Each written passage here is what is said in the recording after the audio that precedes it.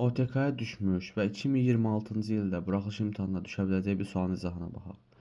Trigonometriya sualıdır, amma bunu yazmaq üçün məncə trigonometriya bilməyə ehtiyac yoxdur. Bir qaydanı bilməyiniz kifayətdir. Y bərabərdir kök altında 5 sinus x plus b kosinus x funksiyasının ən böyük qiyməti nədir? 3-dür. B-nin böyük qiymətini tapın. Baxın, bir qaydanı bilmək kifayətdir, yenə deyirəm. Y bərabərdir, əgər a sinus x üstünə gəlsin b kosinus x olarsa ki, bunların ikisinin də eyni x olması vacibdir, eyni dərəcə olması vacibdir. Burada bu funksiyanın ən kiçik qiyməti mənfi kök altında a kvadratı plus b kvadratdır.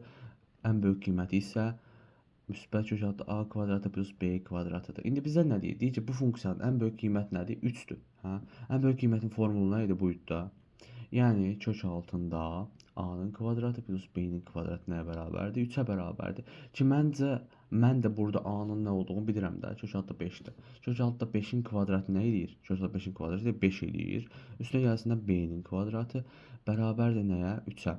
Hə? Burada hər tərəfi kvadrata qaldırsam əgər, bunu da kvadrata qaldırım. Bu 2 ilə bunun dərəcəsi gedəcək. Bu olacaq 5 üstə gəlsin b-nin kvadratı. Bu da nə eləyəcək? 9 eləyəcək. Hə?